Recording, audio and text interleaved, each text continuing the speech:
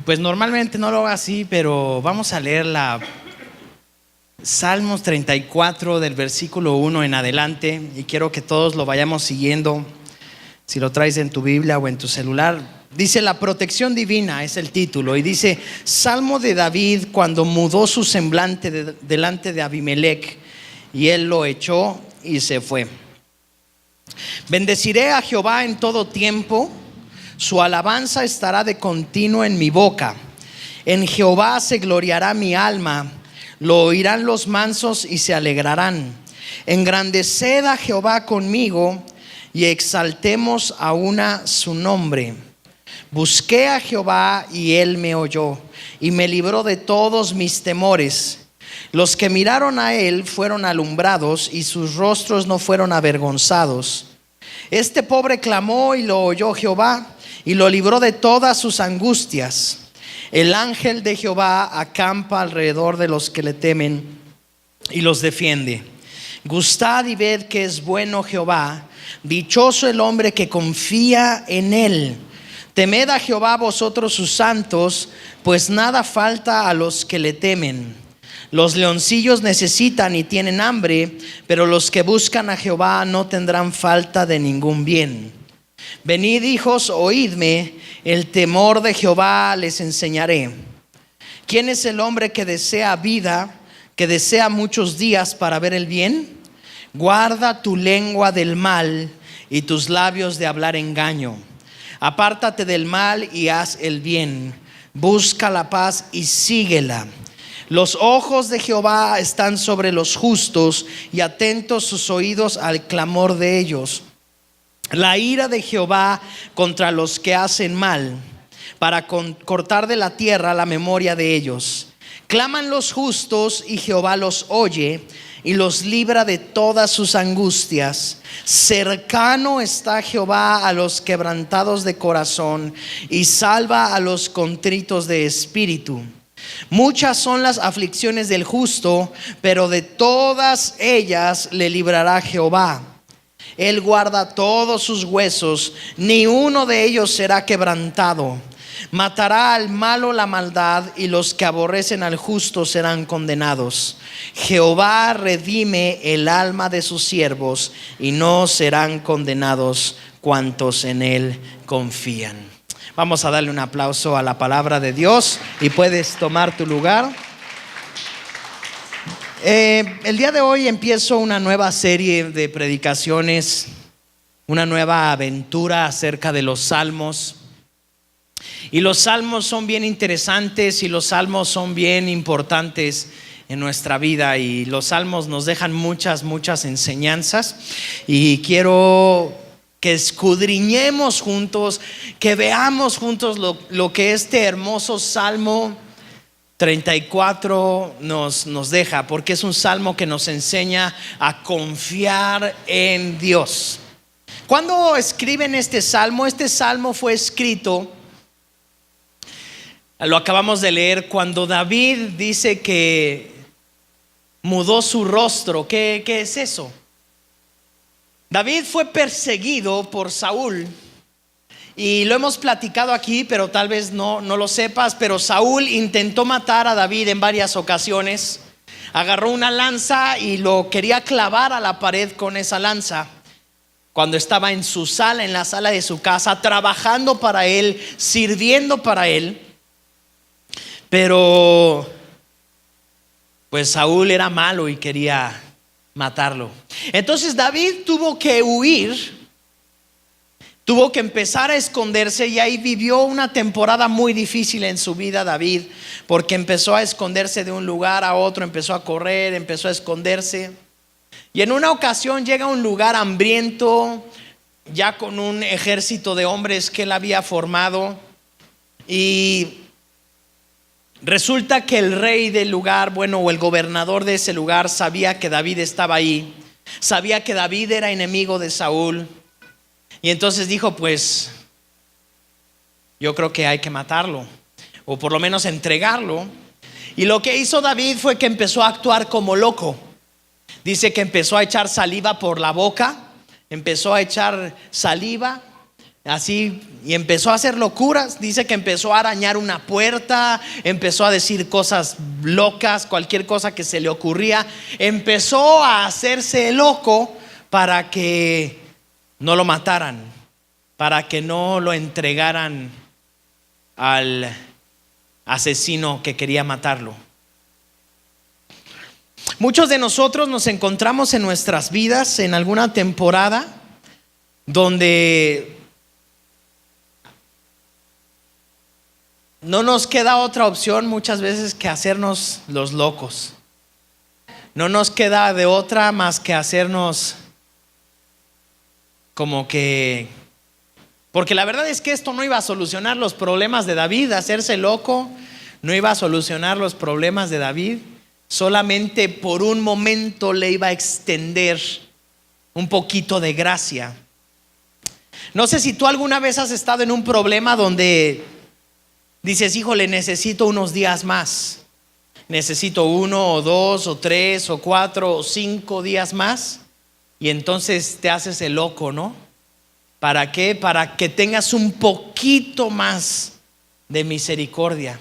Y ahí escribe David ese salmo en medio de los problemas. Y la mayoría de los salmos son escritos en momentos difíciles, en momentos de angustia, en momentos donde no sabemos qué decisión tomar, en momentos donde no sabemos qué hacer, en momentos donde decimos, ¿y ahora qué?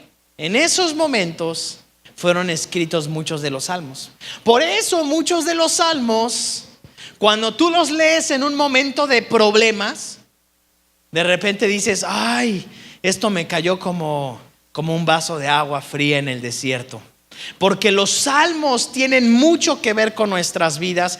Y precisamente este Salmo 34 nos deja muchas enseñanzas. Y quiero dejarte 6 puntos el día de hoy de este salmo. Pero si tú traes en tu Biblia, en tu celular, quiero estarlo leyendo de la traducción Lenguaje Actual. Es una de las traducciones que más me gustan a mí. Yo creo que tal vez es la que más me gusta, porque es una traducción parafraseada. ¿Qué quiere decir? Que es una traducción que nos da un contexto mayor y podemos entenderla mejor. Es una traducción muy contemporánea que nos ayuda a entender muchas cosas de la palabra de Dios. Entonces vamos a ir leyendo.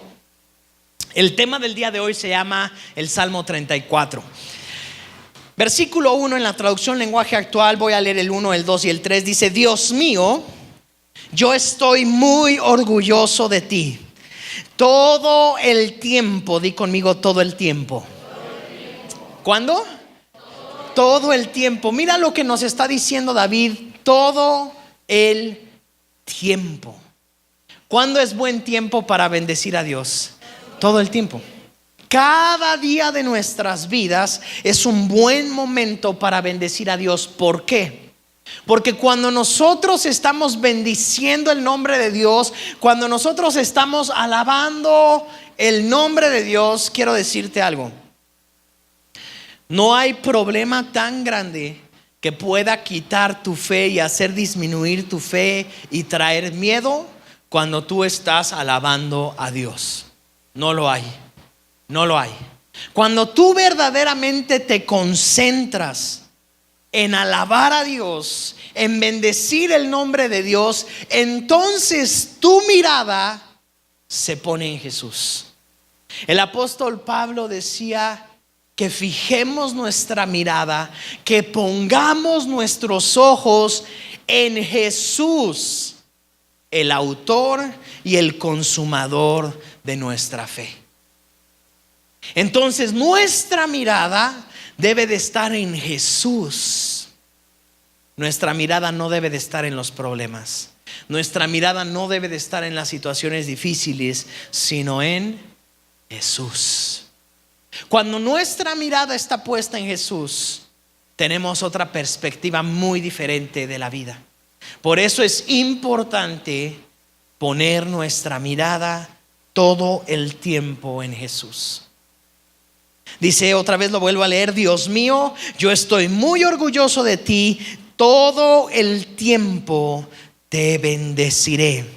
Mis labios siempre, di conmigo, siempre te alabarán. Versículo, sigo leyendo, dice: ustedes los humildes, oigan esto y alégrense conmigo. Versículo 3: únanse a mí y juntos alabemos la grandeza de Dios. Todo el tiempo es buen tiempo para buscar a Dios. Todo el tiempo es buen momento para buscar a Dios. Todo el tiempo es buen momento para alabarle. Alabar a Dios no debe de ser una actividad externa de nuestras vidas que hacemos los domingos en cierta hora y cierta etapa de nuestras vidas. Alabar a Dios debe de ser algo que hagamos constantemente en nuestra vida. Alabar a Dios debe de ser algo constante, constante, constante, constante. Mira, ¿qué música estamos escuchando en nuestros hogares? Cuando tenemos problemas, ¿qué música es la que estamos escuchando? ¿Qué es lo que está saliendo de nuestra boca cuando tenemos problemas? Debemos de tener cuidado, y lo hemos hablado muchas veces, porque lo que hay en nuestras bocas determina mucho, mucho, mucho de lo que vamos a sentir cada día de nuestras vidas. Determina mucho las decisiones que vamos a estar tomando. No es lo mismo tomar una decisión con un corazón que ha estado alabando a Dios que tomar una decisión que simplemente no ha estado alabando a Dios. Son decisiones distintas. Y nuestra vida cada día debe de dar gloria a Dios, debe alabarlo. Ahora, fíjense que David no estaba en el mejor de sus días. David no estaba acostado sobre su cama descansando, porque ahí acostado sobre la cama podría ser muy fácil: puedo alabar a Dios todos los días. Pero eso no era. Dios no estaba acostado. David no estaba acostado. David estaba haciéndose el loco, buscando un poquito de tiempo para que no lo mataran hoy, sino que tal vez que me maten mejor mañana, tal vez mejor que me maten dentro de un mes. Me voy a hacer el loco un rato. Y en ese momento empezó a alabar. Pero David pensaba: en cualquier momento me van a matar, porque si el rey de Israel me quiere matar, pues todos los gobernantes se le tienen que cuadrar. Alguno algún día me va a tener que matar, porque mi cabeza tiene precio. Entonces no era fácil lo que estaba viviendo David. Pero aún así, dentro del problema, dentro de los momentos difíciles, él decide algo: alabar a Dios. Alabar a Dios. Entonces alabar a Dios es una constante en la vida del cristiano. Alabar a Dios es una constante en la vida del Hijo de Dios. Antes de que vengan los problemas, alabemos a Dios. Durante los problemas, alabemos a Dios. Después de haber conquistado, alabemos a Dios. Sabes, el libro de Santiago nos deja en claro algo: por tu boca no puede salir agua dulce y agua salada. O sale agua dulce o sale agua salada. Por tu boca o sale bendición para Dios o sale maldición de tu boca. ¿Qué está saliendo?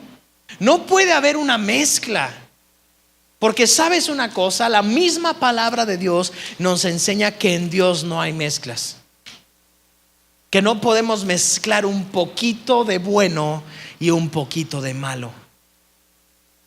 Porque cuando tú contaminas el agua, si tú tienes un vaso de agua pura y le echas una gota de agua de caño, esa agua ya está contaminada, aunque solo tenga una gota de agua del caño. Todo el vaso quedó contaminado.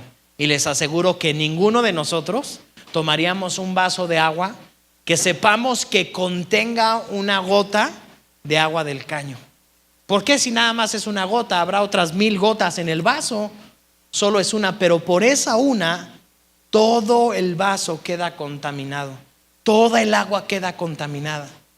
Entonces, en nuestras vidas, ¿qué es lo que predomina? En nuestras vidas, ¿qué es lo que sale de nuestra boca constante? ¿Alabanza a Dios o crítica y queja? Porque la crítica y queja no te van a ayudar a ver milagros, nunca.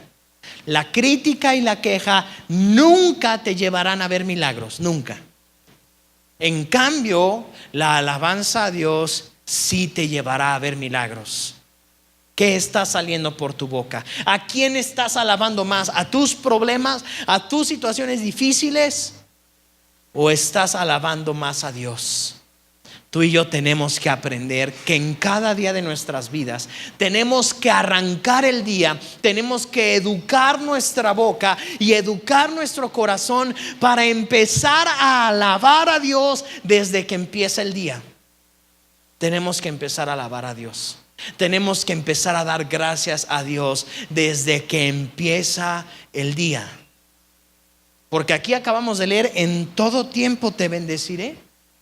En los tiempos buenos y en los tiempos malos, en los tiempos de gloria y en los tiempos de enfermedad, en los tiempos de riqueza y en los tiempos de pobreza. Donde esté parado, Señor, te voy a alabar, porque en todo tiempo he decidido alabarte. Entonces es una cuestión de decisión, no es una cuestión de ánimos. ¿Sabes una cosa? El éxito en la vida nunca se da por decidir de acuerdo a mi ánimo, por decidir de acuerdo a cómo me siento el día de hoy. El día que te sientas bien, pues te vas a sentir exitoso y vas a trabajar con gusto, pero el día que te sientas mal, no será lo mismo. Y Dios lo sabe. Y por eso nuestras vidas tienen que ser educadas. Y tenemos que aprender a cambiar lo malo que sale de nuestra boca por bendición. Porque lo malo nunca te dará resultados. Lo malo nunca te dará resultados. Nunca. Nunca. En cambio, adorar a Dios, alabar a Dios, sí traerá resultados. Interesante que en el versículo 3 dice: únanse a mí y juntos alabemos la grandeza de Dios. Entonces David, fíjate, estamos viendo a un David con 400 hombres que decidieron seguirlo y formar un ejército con él, porque un profeta dijo que David sería el rey. Pero en ese momento David no era rey de nada, no era gobernador de nada, sino que estaba siendo perseguido.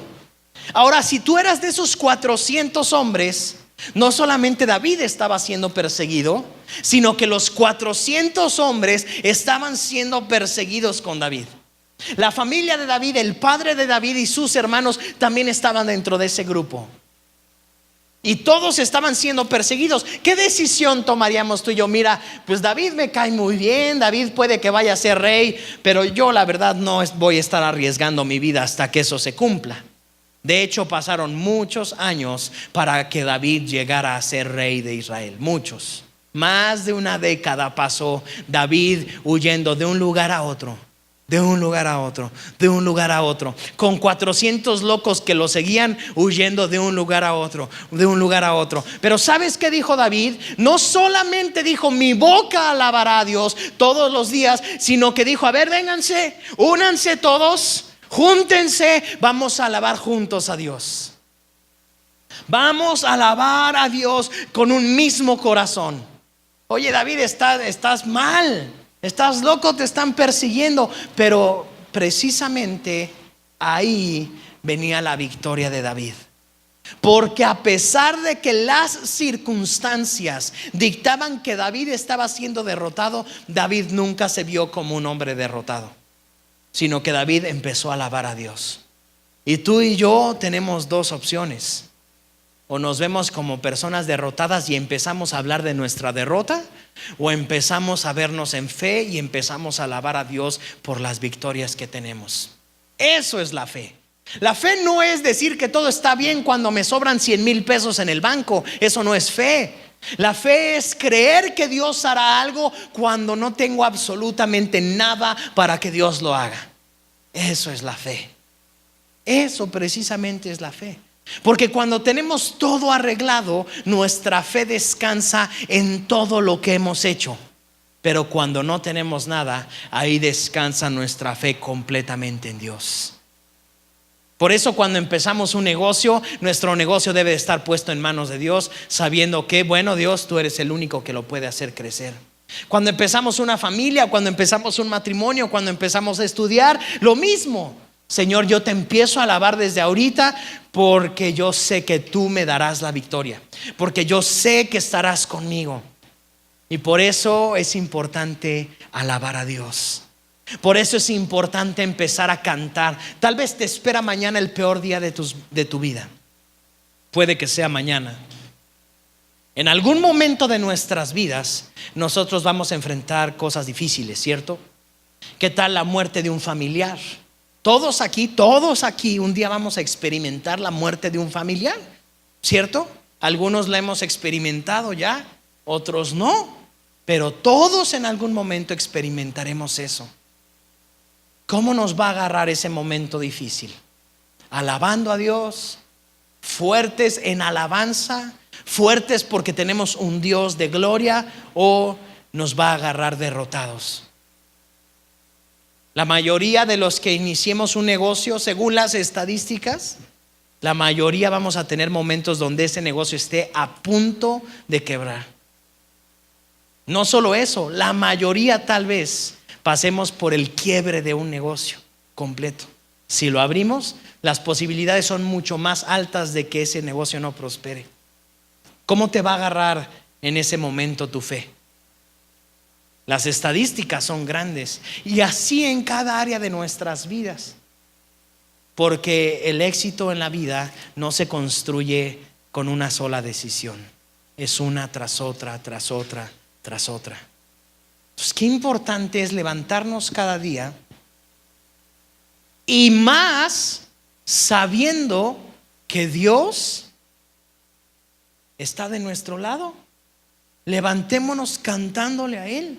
Levantemos diciendo: Señor, tú estás conmigo, tú no me has dejado y nunca me dejarás.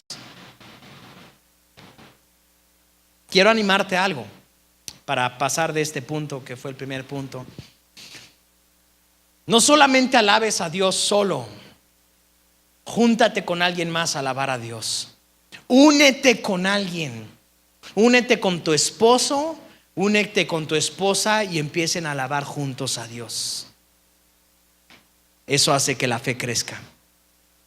Une a tu esposa, une a tu esposo, une a tus hijos y empiecen a cantar juntos a Dios. Cuando tú empieces a alabar a Dios, en todo tiempo empezarás a ver la victoria. Tu fe empezará a crecer. Versículo 4. Le pedí a Dios que me ayudara y su respuesta fue positiva. Me libró del miedo que tenía. Los que a Él acuden se llenan de alegría y jamás pasan vergüenzas. Versículo 6. Yo que nada valgo, llamé a Dios y Él me oyó y me salvó de todas mis angustias. A ver, David, espérame tantito, porque ¿no estás viendo que estás siendo perseguido? ¿De dónde sacas que Dios te ha salvado? Dios no te ha salvado. Si acaso hiciste un poquito de tiempo porque la gente creyó que estabas loco, pero de todas maneras, cuando se den cuenta que no, en cualquier momento te van a matar, David. Ahora piensa algo, porque a veces pensamos que cuando nosotros actuamos con bien y hacemos las cosas bien, entonces todo tiene que salir bien. Pero David estaba en este problema por hacer las cosas bien, no por hacerlas mal. ¿Sabes por qué David estaba en este problema? Porque David mató a Goliat. Y cuando mató a Goliat, toda la gente empezó a decir: este es un verdadero guerrero, no como el rey Saúl, que estaba escondido. Eso empezaron a cantar. Las mujeres salían a las calles y decían: David mató 10,000 y Saúl solamente mató a unos cuantos. Y Saúl se puso furioso, porque dijo: bueno, ya solo falta que me quite él el reinado y ya, que me mate. Entonces David no se metió en problemas por hacer las cosas mal, se metió en problemas por hacer las cosas bien. A veces pensamos que por no decir mentiras, por ser íntegros, por decir la verdad, no deberíamos de meternos en problemas, pero la verdad es que eso también a veces nos puede llevar a problemas. Pero nosotros como hijos de Dios no debemos de hacer las cosas solamente porque pues las hago bien para que me den una recompensa. No, tú y yo las debemos de hacer bien porque las hacemos para Dios. Y Dios dará en su tiempo una recompensa justa, en su momento. Pero no hacemos las cosas bien para recibir una recompensa inmediata, porque muchas veces no será así. Jesús, el hombre más perfecto, Jesús, el hombre más sabio, Jesús, el hombre más poderoso, el hombre más hermoso, acabó en una cruz.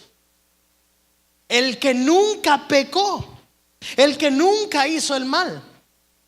Entonces la verdad, tú y yo no podemos pensar que por hacer 2, 3 cosas bien ya todo nos va a salir bien en la vida. No, las cosas nos van a salir bien haciéndolas bien.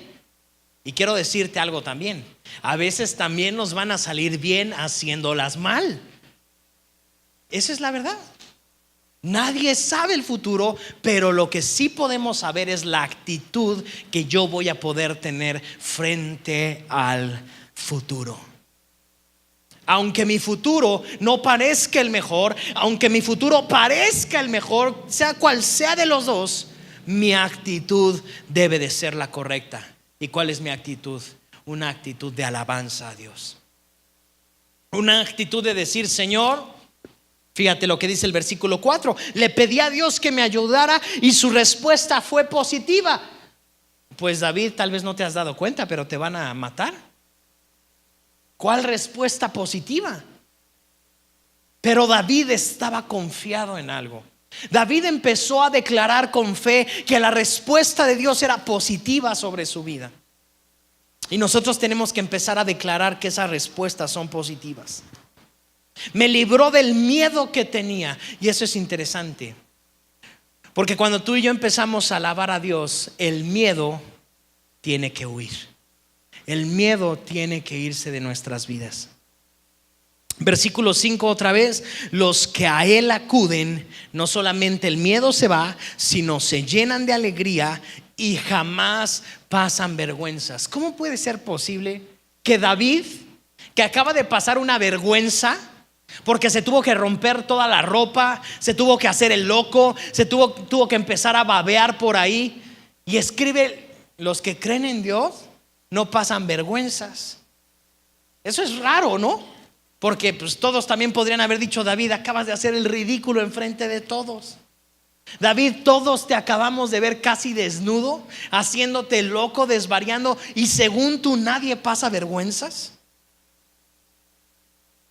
¿Por qué David decía eso? Porque su único auditorio, y tú lo puedes ver en la vida de David, lo que a David más le importaba era lo que Dios pensaba de él. Y nosotros debemos de estar en la misma posición. ¿Sabes? Ninguna persona va a ser libre hasta que entienda eso. Mi único auditorio, mi único espectador es Dios. Dios. Entonces yo puedo vivir cada día de mi vida agradando al único que necesito y tengo que agradar: a Dios. Y por eso David pudo decir: yo no paso ninguna vergüenza, porque sé quién soy en Dios. Tú y yo muchas veces, por las decisiones que tomamos, vamos a pasar frente a las personas tal vez una vergüenza, pero no frente a Dios. Fíjate, en algún momento David pecó y vino un profeta y le dijo: David, has pecado, cometiste error, cometiste algo espantoso. Y David dijo: ¿sabes qué? Tienes razón, cometí algo horrible contra Dios. Fue y oró con Dios y le dijo: Señor, Si tú quieres quitarme todo, quítamelo todo. Si tú ya no quieres que siga siendo rey, ya no voy a ser rey. Lo único que te pido que no me quites es tu Santo Espíritu. Es lo único. Quítame el dinero, las esposas, los hijos, el palacio, todo el oro que he juntado. Quítamelo todo, quítame la tierra, quítamelo todo, pero no me quites tu Espíritu Santo. ¿Cómo estás viviendo tu vida el día de hoy? ¿Tratando de agradar a las personas? ¿Tratando de agradar a todo el mundo? ¿O ya estás en la posición de decir, sabes que yo no voy a estar agradando al mundo? Porque tristemente, cuando tratamos de agradar al mundo, nos vamos a dar cuenta tarde o temprano de algo. Nunca lo vamos a poder hacer. No hay nadie en este lugar, ninguno de los que estamos aquí, somos capaces de agradar a todo el mundo. Podríamos agradar a alguien mientras nos conoce por fuerita, pero ya que nos empiezan a conocer por dentro, se van a dar cuenta que hay errores en nuestras vidas, que somos humanos, que somos de carne y hueso. Y muchas veces eso va a traer conflicto. Y muchas veces eso traerá peleas, porque ninguno es perfecto. Entonces nunca vamos a poder agradar con nuestra vida a todas las personas. Es más, si tú eres sincero con tu esposa, tu esposo, la verdad es que tú no puedes agradar por completo a tu esposa y a tu esposo. Habrá algunas áreas donde puedas agradarlo a él o a ella, pero habrá áreas donde no. Habrá áreas que a pesar de los años, a pesar del tiempo, todavía sean áreas que a tu esposo no le gustan, que a tu esposa no le gustan. ¿Es cierto? Eso pasa. Pero no hemos sido llamados a agradar a las personas, hemos sido llamados a agradar a Dios. Y ahí empieza nuestra fe, y ahí empieza nuestra confianza, en empezar a vivir una vida de agradar a Dios. Cuando somos jóvenes, más jóvenes, tratamos de agradar a los amigos, ¿verdad? Para que no me saquen del grupito. Cuando somos niños, trato de agradar a mis amigos, trato de caerles bien, trato de hacer lo que me digan, ¿no? Y la verdad es que muchos, por eso hay niños de 8, 9, 10 años, 11 en la adolescencia, preadolescencia, que no, pues para que no me saquen de la bolita, pues hay que fumar. Que para que no me saquen de la bolita, pues que hay que decir mentiras. Que no me saquen de la bolita, pues tengo que ser así y así y así. Y por eso los niños crecen con muchos complejos, ¿no? Por ahí no falta el niño que era gordito de chiquito, y todos le hacían bullying. ¿Y él qué hacía? Tratar de agradar a todos los niños, tratar de agradar a todas las personas. Ahora, de niño estás madurando, estás creciendo, pero llega un momento en nuestras vidas donde debemos darnos cuenta que no es así. Debemos darnos cuenta que no tenemos que estar agradando a todos. Y por eso David dijo: los que acuden a Dios, versículo 5, se llenan de alegría y jamás, di conmigo, jamás pasan vergüenza. Quiero decirte algo, frente a Dios, si tú te acercas a Dios, nunca pasarás vergüenza. Nunca. No es lo más bello que podemos encontrar, porque aquí en el mundo, cuando tú has cometido un error y quieres acercarte a alguien para decirle que has cometido ese error, muchas veces el camino es la vergüenza. ¿Por qué? Porque muchas veces uno tiene que desnudarse, no físicamente, sino en su alma, para decir, ¿sabes qué? Es que estoy mal en esto. Y eso muchas veces nos llena de vergüenza. Pero con Dios no es así. Con Dios podemos acercarnos y decir: Señor, he pecado, he cometido error. Y Dios está con sus brazos abiertos diciendo: ven, acércate, yo tengo un futuro para ti. Yo tengo una esperanza para ti. ¿Qué Dios tan grande tenemos? ¿A poco no ese Dios merece nuestra alabanza continua? ¿A poco no ese Dios merece que lo alabemos todos los días de nuestra vida? ¿A poco no? La verdad es que lo merece. Y por eso tenemos que aprender a agradarle a Él completamente. Versículo 7. Versículo 6 dice: yo que nada valgo, llamé a Dios y Él me oyó y me salvó de todas mis angustias. Repite esto después de mí: llamé a Dios y Él me oyó y me salvó de todas mis angustias. Sabes, esa es una palabra profética otra vez, porque David ahí no estaba salvo de todas sus angustias. A David, tú y yo ya conocemos la historia de David, podemos leerla en la Biblia, y le faltaba mucho tiempo de seguir estando angustiado. Nosotros ya conocemos la historia, pero David lo decía de una manera profética. Por eso la palabra de Dios es la palabra profética más segura de las que existen. Porque si yo empiezo a declarar: Señor, te busqué y tú me oíste y tú me salvaste, eso en mi vida vendrá a cumplirse, porque Dios ya lo ha hecho en nuestra vida. Porque Dios ya lo ha hecho. Amén. Dios ha escuchado tu oración y Dios ya ha llegado a salvarte. Recuerda algo bien importante: Dios no habita en un tiempo cronológico. Dios creó el tiempo. Dios está afuera del tiempo. Tú puedes declarar: Dios ya me salvó, porque Dios ya lo hizo, porque Dios ya lo ha hecho. Versículo 7: Dios envía a su ángel para que salve del peligro a todos los que lo honran. En la Reina Valera 60 dice: el ángel de Jehová acampa alrededor de los que le temen. Y curiosamente, cuando ahora que tú leas el Antiguo Testamento y estés leyendo algún versículo y leas la palabra el ángel de Jehová, el Antiguo Testamento fue escrito antes de que Jesús naciera, ¿sí? Antes de Jesús, por eso se llama Antiguo Testamento. Bueno, Jesús nace en el principio del Nuevo Testamento, pero Jesús es Dios, ¿no?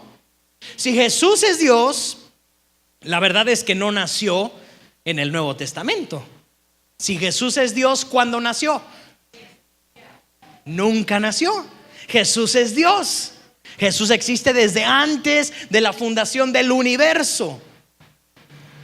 Pero curiosamente, en el Antiguo Testamento encontramos varias partes donde Jesús se encuentra con las personas.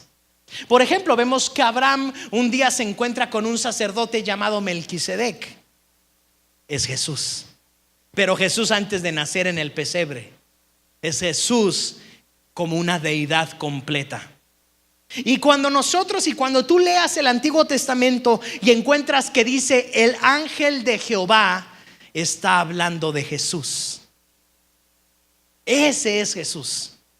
Y aquí dice la Biblia que el ángel de Jehová acampa alrededor de los que le temen y los guarda. Entonces quiero decirte algo: Dios está acampando alrededor tuyo si tú le temes a Él. Interesante esto, porque tiene que haber un temor hacia Dios para que Dios acampe en nuestras vidas.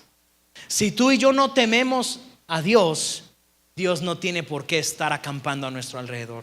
¿Y qué es el temor a Dios? ¿Qué es el temor a Dios? El temor a Dios no es tener miedo de Dios, aunque sí deberíamos de tener miedo de Dios. La verdad es que deberíamos de tener miedo de Dios, porque acercarte a quien creó el sol y las estrellas, pues debería de darnos miedo. No es cualquier persona. Debería de infundir temor, pero temor no solamente es eso, sino temor de Dios significa estar consciente de tres cosas. Significa estar consciente de que Dios, número uno, está en todo lugar, es omnipresente. Número dos, todo lo sabe, es omnisciente. Y número tres, es omnipotente, todo lo puede. Dios está en todo lugar, Dios lo sabe absolutamente todo, y Dios todo lo puede. Y eso nos lleva a tener un temor de Dios. ¿Y qué es un temor de Dios? Un temor de Dios es que cuando tú tienes la oportunidad de robar, digas, no, no voy a robar porque Dios me está viendo. No solo eso, cuando tú tienes la oportunidad de bendecir a alguien sin que nadie lo sepa, sin que nadie se entere, entonces que tú lo hagas. ¿Por qué? Porque Dios todo lo sabe. Dios está en todo lugar y Dios todo lo puede. De ahí surge el temor de Dios. Y cuando tenemos el temor de Dios, sabemos que no importa dónde estés. Y quiero decirte, en una ciudad y un estado y un país como en el que vivimos, quiero decirte algo. Si tú temes a Dios, es el mejor guardaespaldas que puedes tener. Dios te cuida en todo momento. Si tú estás seguro que cada que te subes a tu coche, Dios va ahí. Que cada que abres tu negocio, Dios está ahí. Que cada que mandas a tus hijos a la escuela, Jesús va con ellos a la escuela. Esa seguridad debe de estar en tu corazón. Y por eso es que le alabas. Y por eso es que no hay nada mejor que despertarte en tu casa y empezar a alabar a Dios. Vamos, si David, que estaba siendo perseguido por el rey de Israel, podía decir, ¿saben qué? Yo puedo dormir tranquilo porque Dios está acampando a mi alrededor. Tú y yo no podemos decir eso. No nos está persiguiendo el presidente de la nación, o bueno, espero que a ninguno de los que estemos aquí nos esté persiguiendo. Pero aún así, si así fuera, nosotros podríamos estar como David. ¿Sabes qué? Yo voy a dormir tranquilo porque Dios acampa alrededor de mi casa. Dios acampa alrededor de mi coche. Y nada, di conmigo, nada de lo que me suceda se sale de las manos de Dios. Nada. Ahí debe de estar mi confianza completa en que Dios es el que me guarda. Dios es el que me guardó desde que yo era, bueno, la mitad de aquí para abajo yo era un espermatozoide, de aquí para arriba yo era un óvulo. Desde ese momento Dios me estaba guardando. Desde ese momento, cuando yo era una célula microscópica, Dios ya me estaba guardando. Dios te guardó muchísimo para que pudieras lograrlo. Te ha guardado para que estés el día de hoy acá. No merece nuestra alabanza el Señor. No merece que todos los días de nuestra vida digamos, Señor, eres grande, y que unamos a las personas y digamos, vamos a alabar a nuestro Dios. Versículo 8 al 10 dice, Dios bendice a los que en Él confían. Si leemos aquí, aunque la verdad es que Dios bendice a todos, pero aquí dice a los que en Él confían. Ustedes, pueblo de Dios, vengan y prueben su bondad y verán que a quienes lo adoran nunca les falta nada. Los ricos podrían pasar hambre, pero los que confían en Dios nunca les faltará. ¿Qué está diciendo Dios? Bueno, mira, que tú tengas mucho dinero no quiere decir que vas a tener seguridad de que un día tú podrías pasar hambre. Porque aunque tú tengas mucho dinero, puede golpear una crisis tan dura el mundo que el dinero se podría acabar. Entonces no es cuestión de cuánto dinero tengo invertido, no es cuestión de cuánto dinero tengo, porque eso en un segundo, en un día, todo eso se puede venir abajo. Pero si confiamos en Dios, si confiamos completamente en el Señor, puede venir la peor de las crisis y Dios no nos dejará. Ahí es donde debe de estar nuestra confianza, en decir, Señor, mi vida está en tus manos. Lo que tú quieras hacer está bien para mí, Señor, porque mi vida está en tus manos. Eso es lo que estaba cantando David. Todos los salmos son canciones, y esta canción la cantaba David. Ahora dice algo hermoso, dice, ustedes, pueblo de Dios, vengan y prueben su bondad. Vengan y prueben que Dios es bueno. Tú y yo tenemos que venir y probar que nuestro Dios sigue siendo bueno.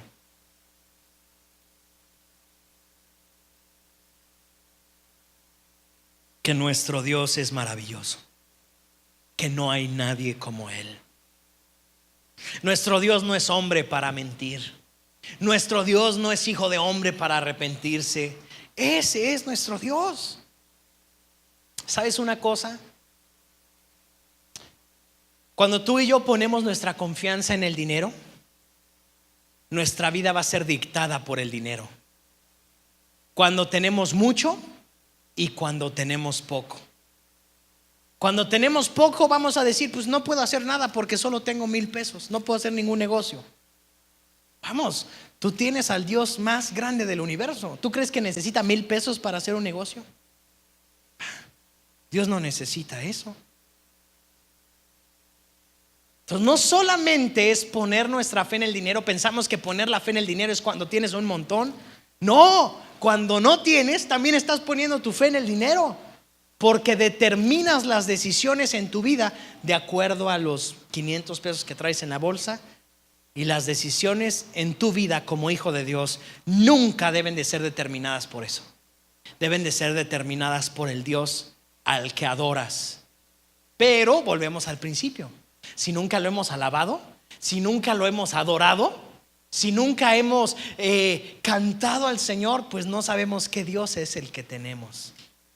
No sabemos qué Dios es el que estamos adorando. Tenemos que aprender a adorar al Dios en el que creemos, porque cada vez nos daremos cuenta de algo. Sabes, Dios no es tan grande como tú piensas. Dios no es tan grande como tú piensas. Dile al que está a tu lado: Dios no es tan grande como tú piensas. Dios es mucho más grande de lo que tú puedas llegar a pensar. Mucho más grande. Mucho más grande.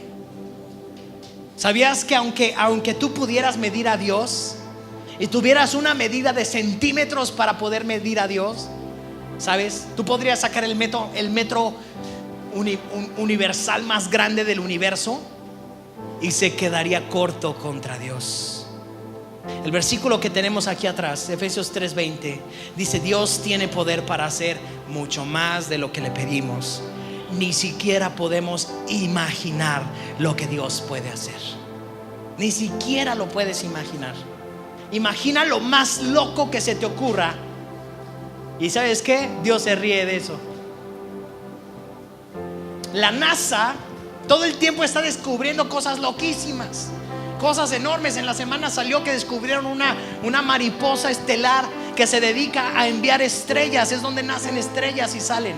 Qué loco, ¿no? Es como una matriz de estrellas. Ahora, ¿una matriz de qué tamaño es? Esa matriz interestelar, ¿de qué tamaño será que de ahí nacen estrellas? Bueno, Dios es mucho más grande. Tú y yo no podemos ni imaginarnos cuánto mide el sol, mucho menos cuánto mide nuestro Dios. Y ese es el Dios que debe de estar presente desde que nos levantamos en la mañana. Y por eso empezamos a alabarlo, porque el día de ayer pudo haber sido espantoso, la semana pasada pudo haber sido espantoso, el año pasado pudo haber sido horrible, pero tenemos un Dios que en el universo puso una nube que está dando estrellas a luz. Está dando a luz estrellas. ¿No es maravilloso? ¿No es impresionante nuestro Dios? Y a veces pensamos que Dios no va a poder con nuestros pequeños problemas. Y a veces pensamos que Dios no va a llegar a tiempo. Y a veces pensamos que Dios ya no tiene nada que hacer. Pensamos que no, ahora sí este problema es demasiado grande hasta para Dios. Y sabes que Dios debe decir: hijo, no hay nada tan grande para mí. No hay nada tan grande para mí. Nunca habrá nada tan grande. Por eso dice: vengan y prueben su bondad y verán que a quienes lo adoran nunca les falta nada. Interesante, porque en esta historia, cuando te estoy diciendo que se hizo el loco, sabes, David no tenía ni para comer ni para alimentar a sus hombres. De tal manera que llegó al templo y le dijo al rey: dame lo que sea, al sacerdote. Y el sacerdote le dijo: pues mira, están los panes de ayer, ¿los quieres? Te los doy.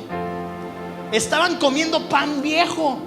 Y no sé si, cuando hay en la casa ya no quieres salir a la tienda, comes pan viejo. Pero cuando tienes pan nuevo, comes pan nuevo, ¿no? No te comes el viejo. Porque no hay nada más delicioso que una dona recién hecha, esponjosita. Pues en el templo del Señor había panes y seguramente eran donas. En el cielo también, esperemos en Dios que haya Krispy Kreme. ¿Cómo David, que no tenía ni para comer, puede decir a los que temen a Dios no les falta nada? Como que David, ¿sabes qué? Me da la idea de que David no se estaba haciendo el loco. Verdaderamente David sí se estaba volviendo loco. Porque David, oye, acabamos de comer pan viejo y nos dices que no nos va a faltar nada si confiamos en ti. Pero en eso está la fe. En eso está la fe. Dice la Biblia que es mejor un plato pequeño de comida cuando hay amor en la casa que un gran banquete cuando lo único que hay son peleas, cuando lo único que hay son pleitos. Y sabes una cosa, a veces cuando solamente hay un pan con café en la casa, es cuando decimos Dios es grande y Dios hará algo. Pero ¿por qué esperarnos a que haya un pan nada más en la casa? Todos, yo creo que aquí hemos pasado eso, donde solamente había un pan y un vaso de café. Es más, no solo eso, tal vez aquí haya personas que el día de hoy o la noche de ayer solamente tuvieron eso, un pan y un café. Pero quiero decirte que Dios no te ha dejado y Dios no ha cambiado, y Dios te va a llevar a más, porque Dios es bueno. Versículo 11 dice: vengan conmigo, queridos niños, préstenme atención. Voy a enseñarles a honrar a Dios. Si quieren gozar de la vida y vivir una vida feliz, dejen de hablar mal de otros. ¿Cuántos quieren una vida feliz? Aquí está el secreto: deja de hablar mal de otros. Ay, pero tan rico que es, ¿verdad? Bueno, si quieres gozar de la vida y vivir una vida feliz, deja de hablar mal de otros. Deja de andar diciendo mentiras. Aléjate del mal y haz lo bueno, y procura vivir siempre en paz. El temor de Dios nos lleva a tener una vida feliz, a no hablar mal de otros. Tú y yo no somos puestos en la vida para hablar mal de otros. ¿Qué dijimos al principio? En mi boca no puede salir: voy a criticar tantito a mi vecina y después voy a alabar a Dios tantito. No. ¿Sabes qué dice Dios? Mira, apágale a la canción, ve a arreglar primero con tu vecina las cosas y después vienes y cantas. Versículo 14: aléjense del mal y hagan lo bueno y procuren vivir siempre en paz. Versículo 15: Dios siempre, di conmigo, siempre. Dios siempre cuida de los suyos y escucha sus oraciones. Dios siempre cuida de los suyos. Dios siempre cuida de los suyos. Dios siempre cuida de los suyos. Dios siempre cuida de los suyos. Siempre. Siempre. ¿Eres de los suyos? Sí, si eres de los suyos, Dios te está cuidando. Ni te has dado cuenta, pero Dios te está cuidando. Como cuando somos hijos pequeños, los chiquitos, ni se dan cuenta de todo lo que los papás los están cuidando, ¿verdad? Pero los papás los están cuidando. No hagas, no comas, no hagas esto, no hagas. Los papás por todos lugares los están cuidando. Y ellos piensan que van por la vida como si nada y como si no hubiera peligros. Pero la verdad es que hay muchos peligros, pero hay un papá, una mamá que los está cuidando, ¿cierto? Dios nos está cuidando. Ni nos hemos dado cuenta muchas veces de los peligros que hay, pero Dios nos está cuidando. Versículo 16: pero los que hacen lo malo les vuelve la espada y borra de este mundo su recuerdo. Versículo 17: Dios escucha a los suyos y los libra de la angustia. Tú no has sido llamado a vivir en angustia, en ansiedad.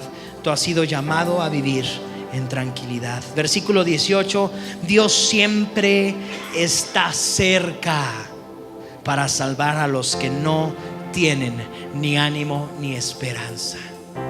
Entonces vuelvo al ejemplo: cuando los niños chiquitos están corriendo ahí cerca de la alberca, piensan que están corriendo sin que nadie los cuide, pero ahí está cerca alguien viéndolos, un papá que está ahí, para que en el momento que haya un accidente Nos tocó una vez en una fiesta de unos compañeritos de Sofi, que estaba el papá ahí bien cerca, y entonces que se le cae un hijo a la alberca. Y pues como todo papá lo que hace es lo agarra y lo saca y se le vuelve a ir. 3 veces se le fue. Ya no sabíamos si sí lo quería sacar o lo estaba torturando. Dios no es así. Dios no es así. Dios está cerca siempre. Dios siempre está cerca para salvar a los que no tienen ni ánimo ni esperanza. ¿Sabes una cosa?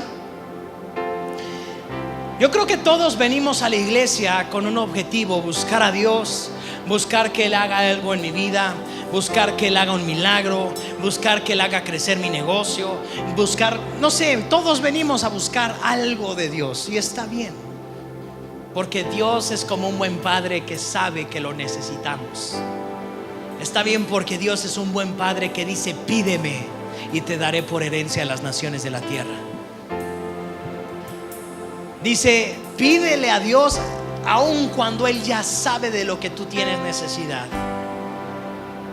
Dios está abierto a que le pidamos. Dios está cerca. Y muchas veces cuando tú y yo venimos a Dios, venimos sin ánimos y venimos sin esperanza. Y venimos diciendo: Señor, pues ya no queda nada, no tengo ánimos, no tengo esperanza. Pero Dios, ¿qué nos dice aquí? Yo estoy cerca, yo estoy cerca de ti, yo estoy cerca de ti, yo estoy cerca de ti. No te he dejado, aquí estoy. Por esto este salmo es poderoso. Versículo 19, y con esto terminamos, 19 al 22. Los que son de Dios podrán tener muchos problemas. ¿Cuántos aquí tienen muchos problemas? A ver, levanta tu mano si tú tienes. Mira, qué casualidad, somos varios. Puedes tener muchos problemas aun cuando eres de Dios. Entonces, a la iglesia no vienen los que no tienen problemas, no. A la iglesia no vienen las personas perfectas, no. A la iglesia venimos los que tenemos problemas. Por eso venimos a buscar a Dios. Los que son de Dios podrán tener muchos problemas, pero Él les ayuda a vencerlos. Dios nos ayuda a vencer los problemas. Dios nos ayuda a vencer los problemas. Dios cuida de ellos, dice el versículo 20. Y aunque estén con muchos problemas, no sufrirán ningún daño. Entonces, los cristianos tenemos problemas. Todos los cristianos más cristianos de todos los cristianos que hay en el mundo de los cristianos tienen problemas. Todos. Y no solo eso, dice, pueden tener muchos problemas, pero de todos ellos Dios les ayudará a vencerlos y no tendrán ningún daño. Y ahí está lo importante.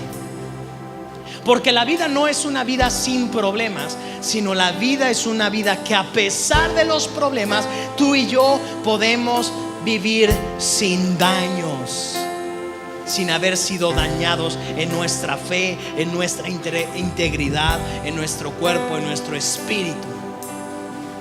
Pero todo empezó en algo, en empezar a alabar a Dios, en que de mi boca salga alabanza y no crítica, que de mi boca salga fe, que de mi boca salga recordar al Dios tan grande que tengo todos los días de mi vida, y dejar de recordar a los otros pequeños dioses que tenemos en nuestra vida. Porque en nuestras vidas tenemos muchos dioses pequeñitos, pero esos dioses pequeñitos no arreglan nada. No son como nuestro Dios. Nuestro Dios es grande, fuerte y poderoso. Amén. Yo creo que podemos darle un aplauso al Señor porque Él es grande.